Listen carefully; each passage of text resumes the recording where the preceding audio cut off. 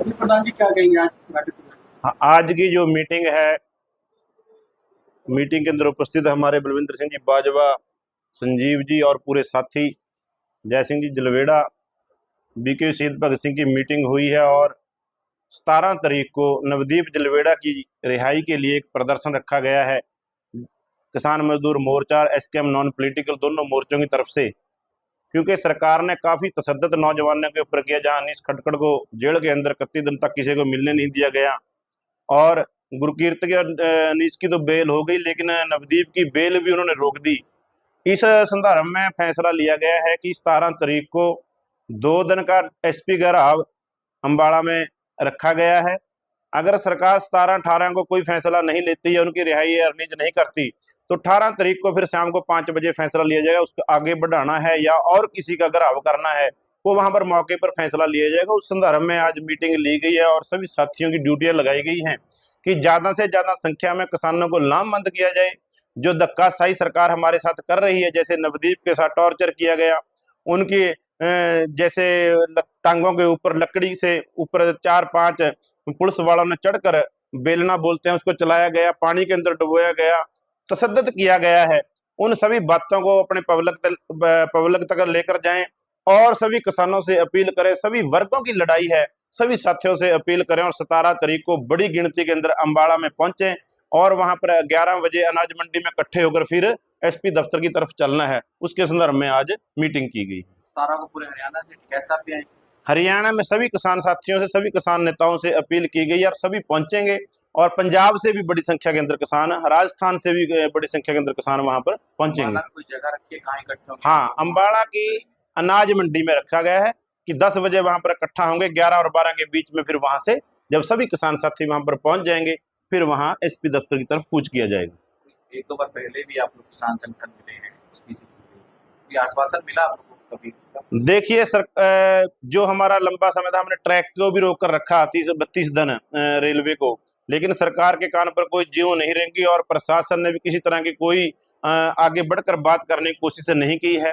लेकिन अब हमें लगता है कि कहाँ, जहां सरकार को जब पूरी मुंह की खानी पड़ी इलेक्शनों के अंदर, और अब प्रशासन भी कह रहा कि आप जल्दी बेल लगाए नहीं, लेकिन हमने 17 तारीख तक अगर हमारे साथी को रिलीज नहीं करते, किसी भी प्रशासन अधिकारी ने, किसी भी आम आदमी ने, हम सरकार के किसी लीडर ने, किसी मंत्री ने, किसी एमएलए ने कोई भी बातचीत करने की कोशिश नहीं की है। अब देखते हैं क्या बनता है। अगर 17 तारीख तक वो नहीं करते, हमें लगता है उनके ऊपर दबाव है, क्योंकि एक बेल उनकी 43 नंबर एफआईआर थी, उसको इन्होंने 4 तारीख में बेल दे दी है। उसमें भी सेम ही धाराएं थी जो नवदीप के ऊपर 40 नंबर एफआईआर के अंदर थी। 22 आदमियों के ऊपर मुकदमा दर्ज है उसमें, और उसमें भी 22 आदमियों के ऊपर मुकदमा दर्ज है।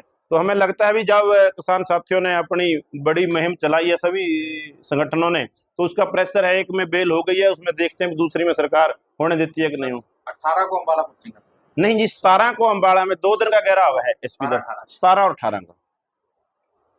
आंदोलन में रहे गुरनाम सिंह चन्नी, उन्होंने ऐलान किया है चुनाव लड़ने को लेकर हरियाणा में, क्या है चुनाव लड़ने की घोषणा की है, पार्टी बनाई है संयुक्त संघर्ष।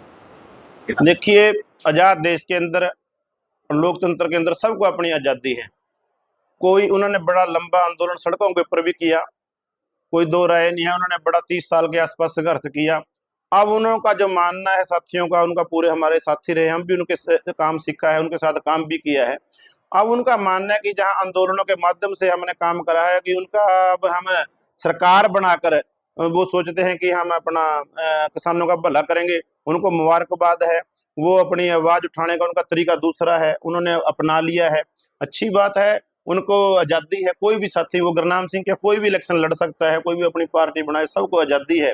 और जिसने जिस मकसद से बनाया है अच्छे कामों के लिए, उनको मुबारकबाद है, वो अपना बात अपनी पब्लिक में ले जाए, हमें तो इससे कोई आपत्ति नहीं है। लेकिन हमारा मानना क्या है, हमारा मानना ये है, इलेक्शन के लिए 50%, 51% पब्लिक का समर्थन चाहिए।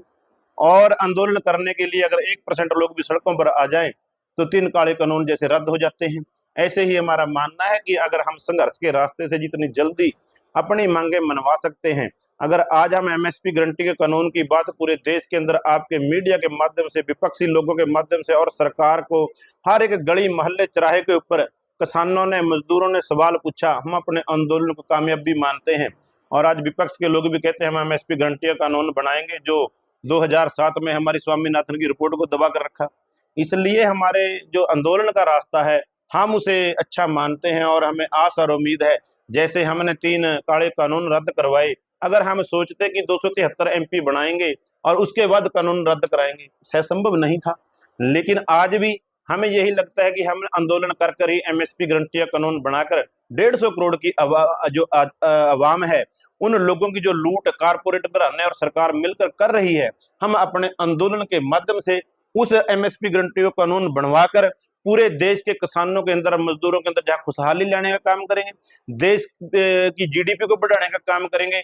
और वहीं जो लूट कारपोरेट घराने कम रेट के ऊपर फसलें खरीद कर पूरे अवाम से ज्यादा पैसे लूटते हैं उनकी जेब से, और अपनी मन मर्जी के रेटों के ऊपर फसलें बेचते हैं। जैसे 50% तेल बाहर से इंपोर्ट होता है और 50% के आसपास दालें इंपोर्ट होती हैं। अगर एमएसपी गारंटी कानून बन जाएगा और वो आंदोलन ही एक रास्ता हमें नजर आता है, बाकी ये राजनीति वाला मसला हमसे दूर है। जो बॉर्डर पे आंदोलन हो रहा है पिछले कई दिन से, किसान भाई बैठे हैं, मगर जो साथ लगता जिला है अम्बाला, वहाँ के लोग कह रहे हैं हमें नुकसान हो रहा है, हमें रोजाना जाना पड़ता है, उसको लेकर क्या वहाँ शायद आपने, अगर आपको पूरी जानकारी साथियों को हो, वहाँ जो हमारी कपड़ा मार्केट है, एशिया की बहुत बड़ी कपड़ा मार्केट है, उन्होंने ही प्रोटेस्ट भी किए, उन्होंने हमारे साथ बातचीत भी की थी।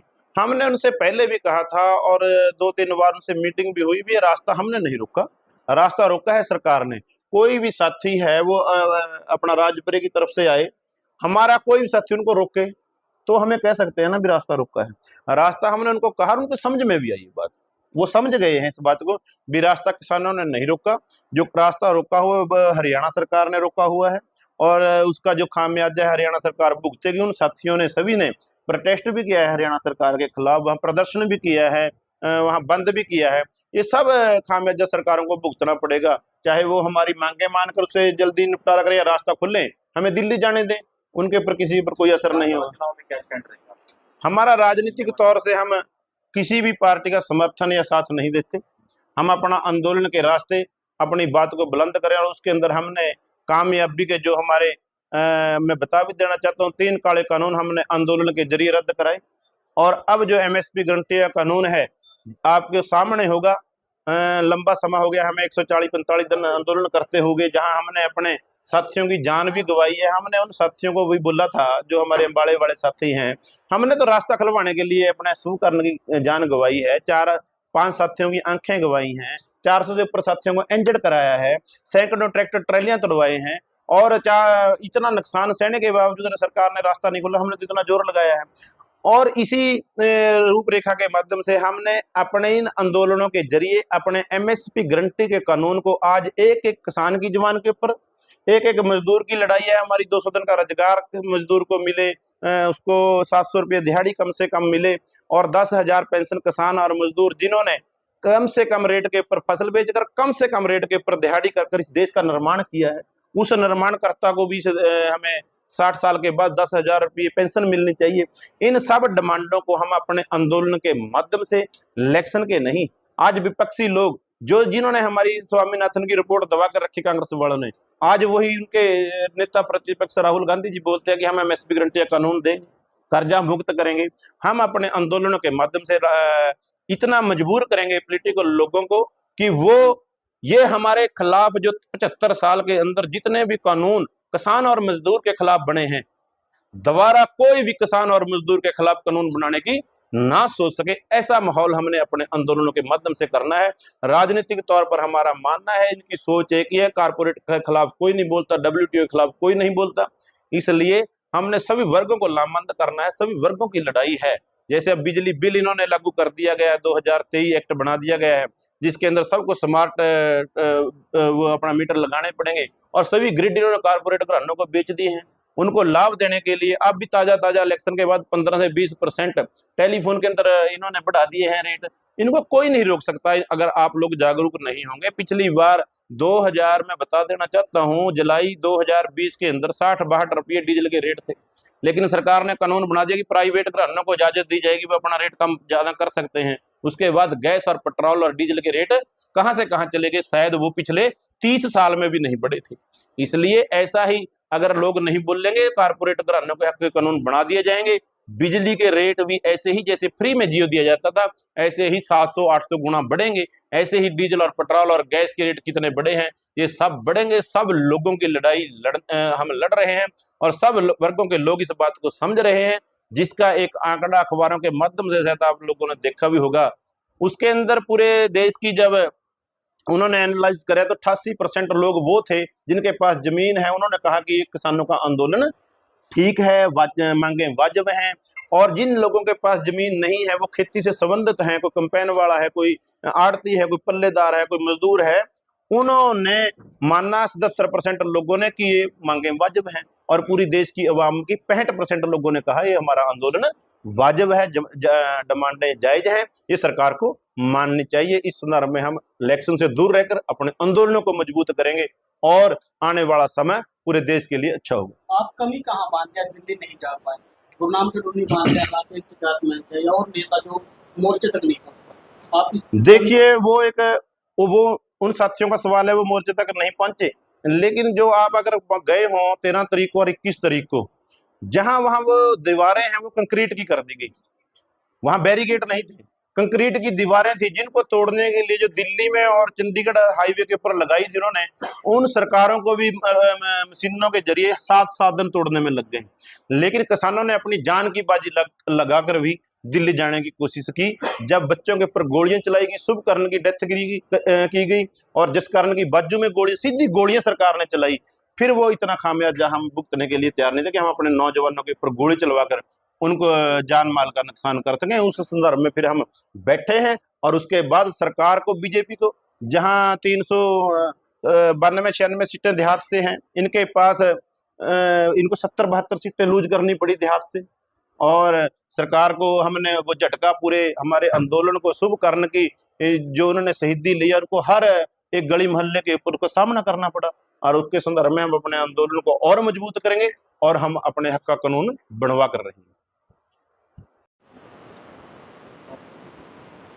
आज हमारे जो भारतीय किसान यूनियन भगत सिंह शहीद के जो ग्रुप से जुड़े हैं, जो सेवा कर रहे हैं, हम उनका क्षेत्र पे यहाँ पे आने पे बहुत बहुत धन्यवाद करते हैं। और हम ये यकीन दिलाना चाहते हैं कि जो हमारे बेटे को इन्होंने अंदर रखा है, जो तशद्दुद किया है, उसका बदला जो है वो हम लेना जानते हैं और लेते आ रहे हैं। भारतीय किसान यूनियन जो किसानों की बहुत बड़ी संस्था है, इसके साथ जब भी धक्का हुआ है, हमने उसके साथ सरकार को भी धक्का वैसे लगाया। अब भी मैं भारतीय किसान यूनियन अमावता ग्रुप से, मेरा कहना होती है ये ग्रुप हम सब एक हैं, लेकिन काफ़ी चिर से चले हुए जो पुरानी यूनियन है चली रही है, उन्हीं चला रहे हैं। मैं ये यकीन दिलाना चाहता हूँ, अगर 17 तारीख को कोई फैसला होता है तो नहीं है, नहीं तो ये भारतीय किसान यूनियन अमावता की तरफ से ऑल वाइस प्रेसिडेंट हूँ मैं मरवर्त पे उस दिन अनाउंस करूँगा। और मेरे को उस दिन तक मैं मरवर्त पे बैठा रहूँगा जब तक हमारे बेटे को नहीं छोड़ा जाता। ये हमारे साथ धक्का हो रहा है, किसान के बेटे के साथ शरेआम धक्का है। बड़े बड़े क्राइम हो रहे हैं, बड़े बड़े देश में हो रहा है, उनका कुछ देखा नहीं जा रहा। लेकिन एक बच्चा अपनी आज़ादी के लिए, अपनी किसानी के लिए, अपने राइट के लिए लड़ता है, तो उसको इतनी सज़ा देनी ये कानूनी तौर गलत है। तो इसलिए मैं यकीन दिलाता हूँ कि आने वाली 17 के बाद मैं ये इनका एक छोटा सा कार्यकर्ता हूँ, वर्कर हूँ, सेवादार हूँ। मेरी ये ड्यूटी बनती है, जब मेरा बच्चा मेरे घर नहीं आएगा, मैं उस टाइम मरवर्त पर रहूँगा। और सारे भारत का हम एक महापंचायत 10 तारीख को यहाँ बुलाएंगे, 10 अगस्त को बुलाएंगे, जिसमें ये निर्णय लेने उससे पहले हमारा बच्चा भेजा जाए, नहीं तो ये हमारा बड़ा 10 से 12 आंदोलन शुरू हो जाएगा भारत में।